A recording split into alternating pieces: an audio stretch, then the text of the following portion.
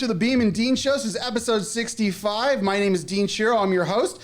Scott wasn't able to come in today, so I want to bring in our special guest host from the Matt Morse Digital Studio. I give you all Matt Morse. Matt, thanks for being with us today. My pleasure. I got to tell you, a huge fan of the show. Oh, man. So excited the fact that I'm obviously not Scott Bemis. Can't do him justice. Do not have the amount of knowledge that he has. Still happy to be here. No, happy to have you. Like I said, and thanks for the digital studio. Everyone who knows I always intro the show from the Matt Morse Digital Studio. Here is Matt Morse himself. So, see, it wasn't because I died. I'm still alive. No, you're alive. Yeah, okay. You're alive. A lot of times you name something after somebody who's passed away. Yeah, well, there's no memorial plaque or anything like that. Okay, so you're just still checking. You're still alive and kicking, very much so. Yes. Okay. Yeah. Okay. So real quick, sports-wise, I know you're a Yankees fan. Fill everyone in on what your sports loves are. The Yankees, the Niners. Yes, and then I grew up here in Fresno, California during the Joe Montana era. So huge Joe Montana Niners fan, always kept that fandom. Basketball was always Magic and Kobe, not so much a LeBron guy. So I kind of went over to the Steph side during the last 10 years just because, Steph was a good guy to watch. I'm all about the people who like team players. Sure. But baseball, because of my family, all being from New York, my grandfather and my father are very big on making sure I was a Yankee fan because they split in football. My dad was Jets, my grandfather was Giants. So they didn't have one family allegiance. So that's why it was easy for me to be able to choose my own football team. And back then, that was before NFL Red Zone or Sunday Ticket. You had to watch the games in your area. Right. So we had the Niners games every week, and they were good. Yeah. So you had to watch them. Yeah, absolutely. But go in a little bit more in detail for folks on your Yankee love, because you have some interesting stories there. The jersey that you go over the jersey story really quick, because that's a really good one. So. Yeah. My grandfather, many years ago when he had turned 50, they had a big party for him at Pardini's, and my cousins from New York couldn't make it out, so they sent him an official Yankees number 50 jersey. So this past May, I turned 50, and I told my daughter that story, so she ordered an official Yankees number 50 jersey for me and gave it to me at that birthday. Awesome. Yeah, and it was actually cool because we used to go when I was a kid back to Yankee Stadium every year with family. And I'll never forget one year, they were playing the A's, and it was funny for me because we'd always go see the Yankees play the A's in Oakland. So for a while in my life, I thought there were only two teams because the only teams I ever saw play. Right. And Ricky Henderson would just go from the A's to the Yankees and back, so it was easy. But one time, we're down underneath Yankee Stadium, and one of the people who I guess was in the front office for the Yankees, who knew my cousins, said, "Hey, Yogi Berra gave me this baseball. If you could catch it, you can keep it," and threw it up, and I'm like fumbling. I'm like 9 years old, and I catch it. So I had a ball. I don't know if Yogi Berra actually gave the ball to him, but yeah, I got the ball. That is so cool. Yeah, it was cool. I mean, the tradition, just honestly, through the years, all the great Yankee players going into, obviously the Dodgers just won back-to-back. The Yankees were the last team to do it at the turn of the century. Yeah. So, so many great players in Yankee history. Most championships ever. Yeah. But what looking forward really quick on the Yankees and back, go ahead, I'll let you talk, but what are your thoughts moving forward on the Yankees real quick? Moving forward, the pitching staff looks really bright with the kid that we brought up. Had a great postseason run. You had Max Fried, just got a Gold Glove. Rodon, he's probably going to start the year on the injured list. Right. I thought I saw. And then you're going to get Garrett Cole back. So, that's a pretty good four right there.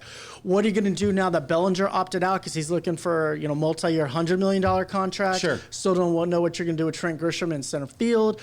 Volpe at short, you have third. There's a lot of question marks. Like, I thought that Bichette would be a target, if I'm being honest. Yeah. For what the Yankees would want to do. Yeah, so I agree. I was thinking about that. Yeah. The bullpen, they went at the trade deadline, got all these closers, and none of them could close. So it was weird because on our playoff run, World Series run the year before, the bullpen was such the strength. That's what, we got to starters get us 4 or 5 innings, we could get through the game. Yeah. But it was just the opposite this year. We needed kind of like the Dodgers. You needed your starter in the exact same boat to go deep too. Yeah.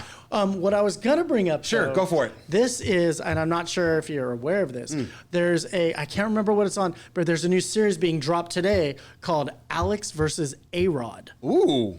Yes, and it was on the Today Show this morning, and Alex was there, and he was talking about how Alex was this kid coming up, and then all of a sudden he turned into A-Rod, and that's when A-Rod started juicing and lying and became, just me. Wow. And that's what I always say, and I think he even knows it. No real Yankee fan was a real A-Rod fan. it just wasn't the case because he was about himself. When Jeter, team, never had eyes in anything he said. Yeah. I mean, and now they're on the same broadcast. Go figure, right? And with Poppy, right? Well, thank God he's separate. He actually makes it work. I feel like he's the glue, He's the Charles Barkley. There's a reason why they put him in between those two, I think. But yeah, so I'll have to catch that. That's great. So, all right. Well, with that being said, let's come on in hot.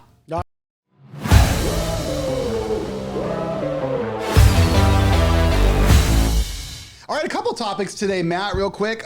One's kind of a tough one. Last night at the Save Mart Center, the Fresno State men's team was upset by USC Upstate from South Carolina. I think it was 67-66. Not great for the Vance Wahlberg area to get started. You know, this is year 2. It's still early. You got to give him time, but that's not a great way you want to start the season out. So any thoughts on that? Well, yeah, and you have 12 new players. And I was talking to their sports information director, and she called it the United Nations. They have people from Italy. They have people from France.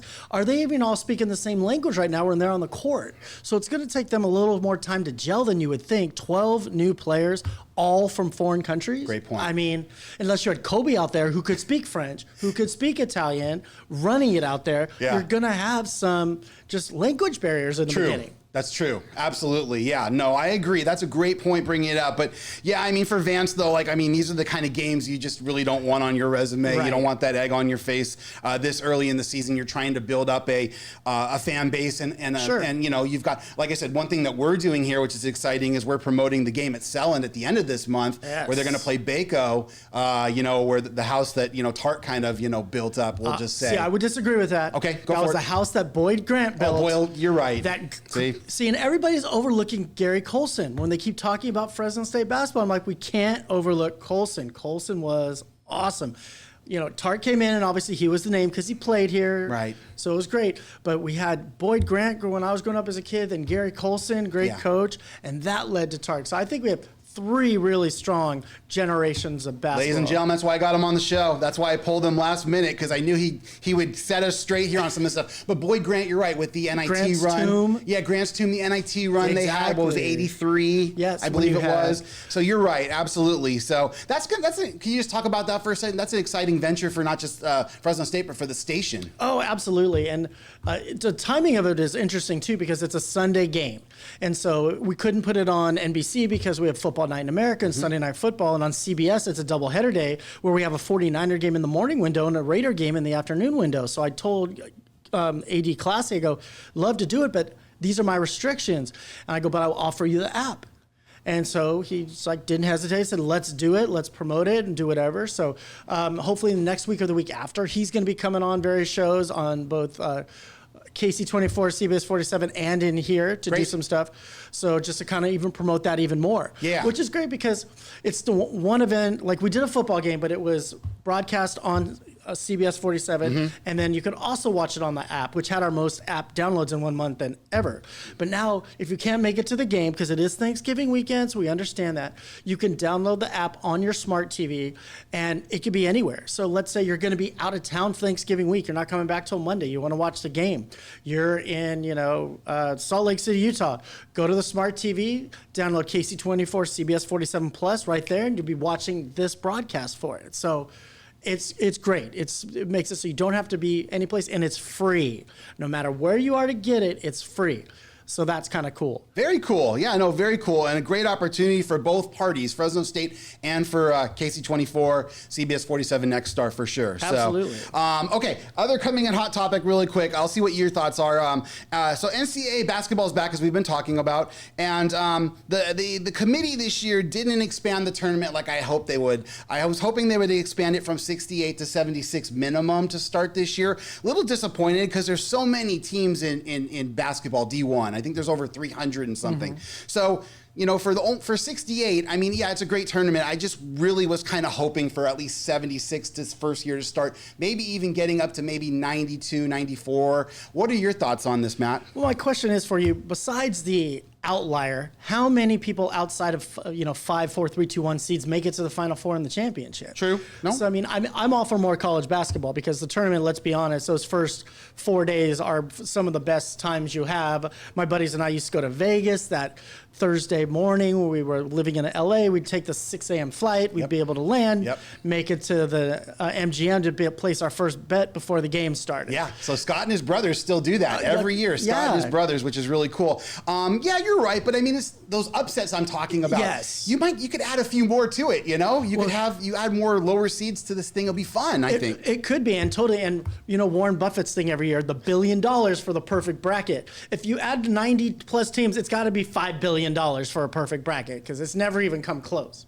Yeah, well, a perfect bracket. You find me someone that can give me close to a perfect bracket, and I will crown them king of the world. A couple years ago, when San Diego State made it to the final, one of the people's wives on the Dan Patrick show, I think it was Seaton's wife, picked a perfect bracket up until like the Final Four. No way. Had San Diego State it was. I can't remember the exact details, but it was crazy. And I've never even picked a perfect bracket for the first weekend before. For first not day even one. close. I mean, maybe 14-2, maybe was my highlight ever, but never 16-0. Not even that first weekend. That's just the first 16 games, right? No, exactly. So do you win yours a lot? Like, do you like come in first, second, third a lot in your bracket?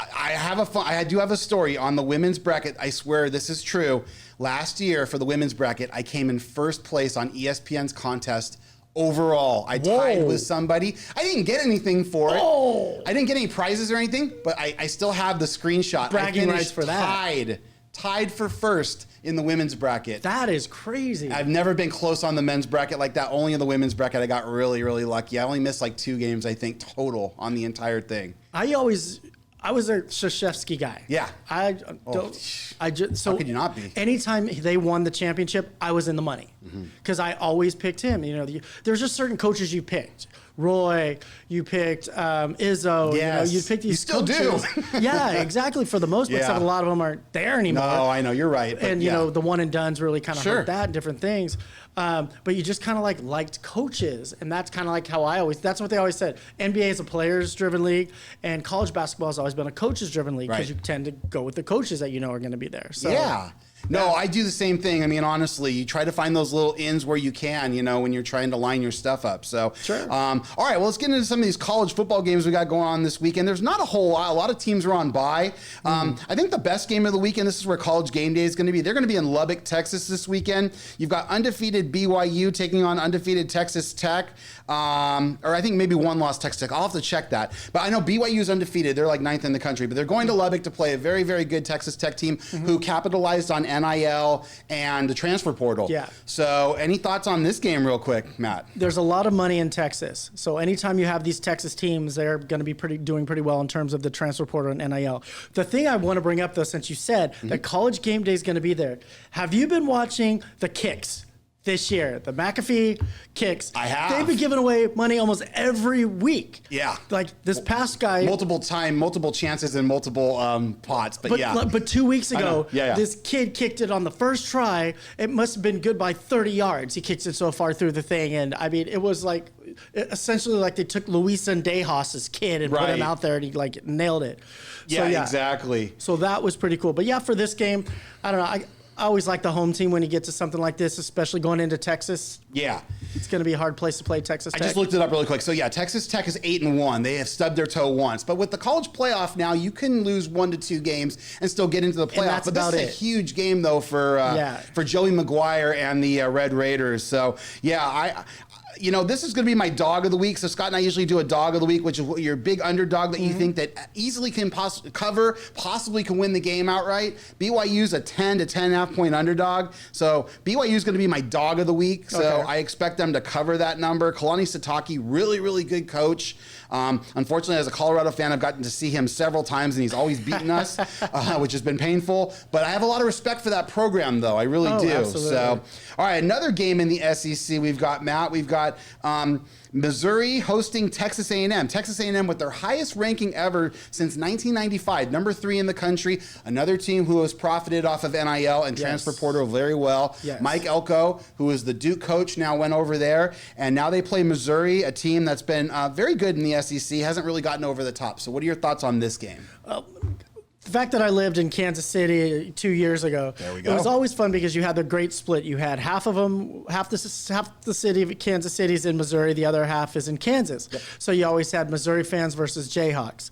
I have one buddy out there who is a diehard Mizzou fan, and I don't know anything about these two teams, if I'm being quite honest. That's fine. But because Missouri is a good broadcasting school. Yeah. I'm going to take Missouri. Yes. It is a good broadcasting school, and the alma mater of our friend, our mutual friend, Zara Arboleda. So we want to shout out our friend Zara.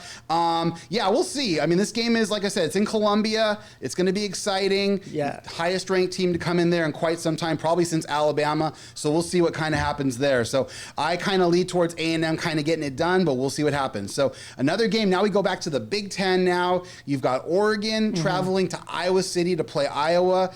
Tough place to always win there. Yes. I mean, Oregon is the better team, but they have stubbed their toe on the road before in places. So what are your thoughts on the Ducks? And Iowa's on a roll. Okay. And I kind of was listening to that again today, too, on Dan Paxter. They were kind of talking, that's a sneaky good game because of the way Iowa's been playing. Yeah. And they have probably the best tradition in college football. Yeah, the Wave. The Wave. Yeah, the Wave's great. If you guys don't know, they wave to the kids at the Iowa Children's Hospital at the end of the third quarter. End of the third quarter. Yeah. It's kids who are like struggling with cancer and various things, and it's everybody terminal does it. Terminal illnesses. Yeah. And it's everybody. I mean, even the opposing teams get into it. I mean, if that doesn't give you chills, it's amazing. I don't know what will. It's amazing. And I am a Niners guy, and my guy George Kittle did play at Iowa, so tight end U, they sometimes call it too. Exactly. You know? So it might be a hard one for the Ducks to go in there. So Oregon is the better team, but I'm thinking Iowa stinks out. All right, yeah, like I said, I think it's going to be competitive. It's around a 6.5 point spread right now, so we'll see. It's kind of a toss-up. I might have a play on this game later. All right, so we've got LSU with no coach. Brian Kelly got fired a couple weeks ago, so they had their interim coach. And is it the governor of the state running the team now or something? So. Yes, I believe the governor might be on the sideline against the guy that we really respect and love here in the Valley, Kalen DeBoer, of course, who was Fresno State's coach, who's now Alabama's coach. So what's your thoughts on Alabama's been on quite a run since they stubbed their toe against Florida State week 1. They've been rolling. So what's your thoughts on this game, Matt? Absolutely what you just said. LSU is a dumpster fire. Alabama's going to take this one. I don't think it's going to be close. Yeah, okay. All right. Sounds good. All right, really quick. So Fresno State's on a bye this week, coming off their biggest win. Isn't it like their third bye of the year, too? Well, because they played week 0. Okay. So they need it, though, really. They need to get I don't know. They were on a roll, though. They just... I know. You beat Boise. It's like, okay, let's steamroll and go beat somebody else and keep going. True, but I'd like to see Matt Enns try to get Carson Conklin maybe passing the ball a little bit more. Maybe he just needs some more drills. He still hasn't thrown for, I think, more than 75 yards in a game yet. So, but the run game was dominant against Boise. Huge. Yep. Huge. Defense was great. Yeah, so what's your thoughts really quick for Fresno State for the rest of the season? So they still have home games against Wyoming and Utah State, and then the toughest game will be at San Jose State the last week of the game, and that team throws the ball all over the field. So you got to win out. Thoughts? Yep. Got to win out. Okay. Got to hope that San Diego stumbles against Hawaii or somebody else. We're going to talk about that one next. Yep. Yeah, you got to hope that and then see what you can do from there. Being bowl eligible is already good. Very good. So now it's just a matter of what bowls are we going to be able to get to. Right. To be able to get to something like, the LA Bowl again or Vegas, something like that. Sure. So, well, like I said, I don't even think Fresno State's even thinking about a bowl. They're just thinking about winning the Mountain West Championship. Exactly. And got to win out. Still have a possibility because they've already won at Hawaii already.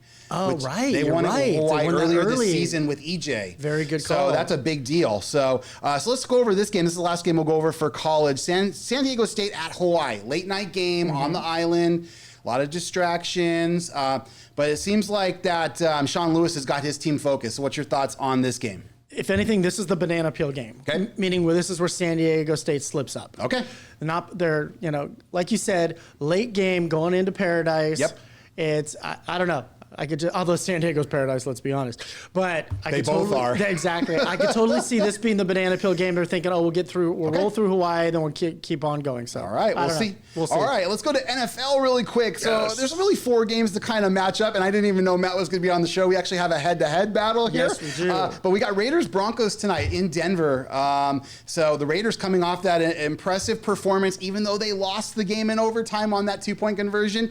They played really well, though, at home last week against the Jaguars, and then the Broncos have, been playing well, but then, they stubbed their toe last week in Houston, right? So, yeah. So what are your thoughts on this game? Well, Houston actually beat my Niners a couple of weeks ago, so Houston's a lot better than they look. Broncos get back on track today. At home, national TV audience, Bo Nix, I think they can get back on track. I do like Pete Carroll going for the win, though. I did not blame him for that. I was like, cheering him on. You're not really playing for much but respect right now. Right. If you're a Raider and a Raider fan. Right. A tie's not going to really help you, is it? No, and I give him the utmost respect for trying to do that. You go for I would have done the same exact thing. But if I could get paid $9 million, I would make the exact same call. Fair enough. All right. We're going to skip the game next because we're going to do that one last now, obviously. Ravens at Vikings. Both teams coming off impressive wins. The Vikings went to Detroit and won, and the Ravens got Lamar back and got a nice win as well. So what are your thoughts on this game now that both quarterbacks are back, McCarthy and Lamar? I think the Ravens are getting hot again. I think the Ravens are, they had big stumbles in the beginning of the year. What were they, 1-4, 1-5? It was right. And it was looking bleak. And then you were looking all of a sudden the Pittsburgh Steelers are going to run away with the division. Now they had a couple, stumbles. Exactly. Yep. And so now you look at the Ravens schedule and it's after this game, it's like, we could probably run the table on this. Do you think that'll be enough to get them at least maybe a wild card berth? I think so. I actually think, too, depending on what happens with winning the division outright, huh? I think they could. I mean, Steelers lose to Chargers. I know that's the next game we're going to talk about. Yes, we are. That. Yep. Then all of a sudden, if the Ravens win out, they can win the division. Right. Okay. All right, Steelers at Chargers. This is a tough one. The Steelers coming off a big win at home against the Colts, and then the Chargers. God, you just don't know what you're going to get with the LA Chargers. 1 week great, and then 1 week not so great. They're just so inconsistent. So this game will be at SoFi. There's going to be a lot of black and there's going to be a lot of black and gold in the stands. I will say I'm disappointed though, Matt. A couple weeks ago when the Seahawks, let's see, who was it? When the Packers came in there on Monday night or Sunday night, I forgot what name. It was a night game. A lot of Packer fans took that stadium over once they kind of clinched that game. I think it was a Sunday night game, but very disappointing because Steelers fans travel well. They always show up. They are going to be at SoFi. So what are your thoughts on this game? Well, absolutely. I mean, I've gone to SoFi a couple times for Rams games. Yep. And I went one time when they played Minnesota, and I had no idea what skull meant until after that game. That's the chant that the Vikings fans make. I mean, we actually were told by the Rams, because we had season tickets, if you're going to, don't sell your tickets to Niners fans. Don't do this. And it's the same thing now with the Chargers. LA's a melting pot. Not many people are from Los Angeles, present company excluded. True. But a lot of people move there. No, so you're right. You have a lot of fans. That's why it's so great. You go down Santa Monica Boulevard. There's on the same corner, there is a Boston bar, and on the caddy corner, there's a Philly bar. Wow. Go down the week, there's a Pittsburgh bar. So you have all that right there. So I honestly think it's going to be a Pittsburgh home game, but I think the Chargers pull this one out. Wow, look at that. I think it comes down to coaching. Look at you stealing that at the end. Yeah, I think they've got a good chance, too. There's going to be a lot of Steelers fans there. And then every time the Niners come to play at the Rams at SoFi, it's always a Niners home game.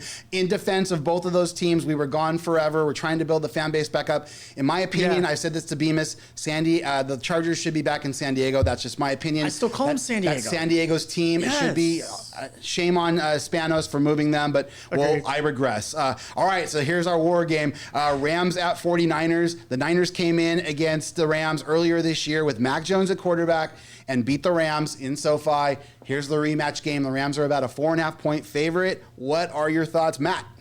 Rams are the favorite coming into Levi's Stadium. They are. The Rams seem to, for some reason, they cannot beat the Niners. It's just a thing. It's no matter where they play, and it's just like the Niners always have trouble with the Cardinals. Yes. For some reason. Yes. So I do bleed. Niner. I'm a Niner guy, so I have to go with my guys. I have to go with my guys here. We're not having Brock Purdy though, still, are we? I don't think so. I think it's going to be Mac Jones again. From everything I'm hearing so far, it's going to be Mac Jones again. But you have Christian McCaffrey. Problem, right? No, you have Christian McCaffrey. You have Kittle. And the Niners with an identity now, although they didn't really use it against the Texans because they didn't have the ball. But, I mean, ball control against the Rams. They could run the football against the Rams. I do agree with you. My realist, as much as I hate to say it, I think the Niners win this game as well. The Rams always have trouble beating the Niners, like you said. That's what made 2021 so special. Yeah, it because did. We needed to beat the Niners to get to the Super Bowl, to beat the Bengals. And we just normally don't get that done. So I do agree with you, though, that the 49ers are going to beat the Rams this weekend at Levi's. So, all right, well, it's time for us to get to Money Plays.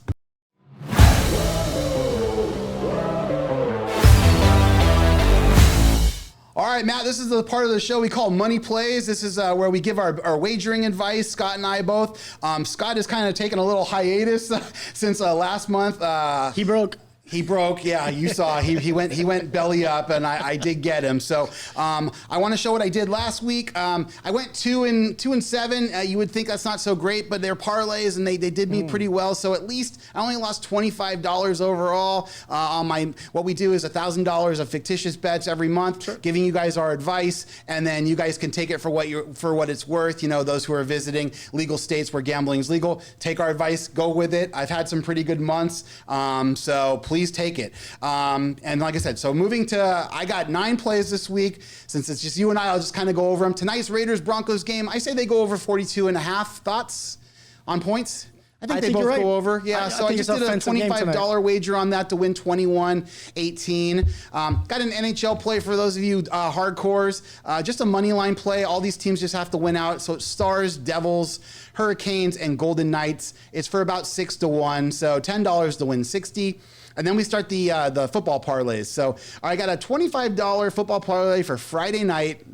Give me South Florida, the Bulls money line, Appalachian State money line, and then the USC Trojans are going to be hosting Northwestern at the Coliseum. Give me them money line. It's about for even money. It's not going to make you anything huge, but you can maybe turn 25 into 50, you know? So that's pretty cool. So, and then I have another one that's spread related for Friday night. Give me USC. I bought it down to 13.5 points because the line's right now at 14.5, so it took a little less money there. And then Memphis is playing Tulane. Very important game for Memphis if they want to get to the college football playoff. They cannot stub their toe against Tulane. So Memphis at home at the Liberty Bowl, giving up 2.5. And then Houston coming off a horrible loss to West Virginia at home, going now across the country to Central Florida and Orlando to Disney World. Give me Houston and 3.5 points. Bought that one up to past a field goal so they can lose by a field goal and still cover. So that one's going to be 20 to win 70. And then I've got, these are all Saturday plays pretty much. Give me Indiana money line, Georgia money line, West Virginia money line. That game's against Colorado, by the way, and that's tough for me to do, but the Buffs are really struggling right now. Dion has got the wheels are off the train at this point. He's got to figure out a way to get them back on. So that's a whole nother subject that would require a half hour. Army money line and SMU money line. So that's going to be 20 to win 55. And then I got another $10 parlay. Give me BYU. We already talked about it. Give me 2 touchdowns and a hook. 14.5 against Texas Tech. Give me Oregon minus 6.5 at Iowa. Arizona minus 2.5 at home against Kansas. And Vandy, give me Vandy minus 6.5 points against Auburn at home. Again, Auburn does not have a coach. They have an interim. Hugh Freeze was fired last week. So that one's for about $10 to win 77. And then I got another $20 just money line parlay. Give me Washington, North Carolina. They're all of a sudden getting hot under Bill Belichick. San Jose State, Alabama, Utah State, and San Diego State. That's 20 to win about 86. And then just 2 NFL parlays really quick. Colts minus 6.5 against Atlanta. Bills money line. Bears minus 4.5 against the Giants. Panthers minus 5.5 against New Orleans. And the Lions bouncing back minus 6.5 against the Daniels less Washington Commanders. And the last one really quick there. Niners money line. Seahawks minus 6.5 against Arizona at home. Bills with Josh Allen minus 6.5 at Miami. And the Steelers Chargers going over 45.5 at SoFi on Sunday. So, Matt, any last wagering advice you want to give? We've got about a minute left in the show. Anything that comes to your mind other than the Niners, maybe money line on Sunday? No, the Bills 6.5. That seems light at Miami for some reason to me. A couple of these, I was like, whoa. And those are true lines, by the way. A lot of those, the NFL ones, I really didn't touch. I didn't really adjust those, so it might be up to 7 or 7.5 by game time. But that's still even. Oh, I'm just saying Panthers 5.5 versus New Orleans. I think that one looks good. Yep. I mean, I was watching that when you were talking about that 10 to win $130 pretty much. I'm like, ooh, I might look at that one too. There you go.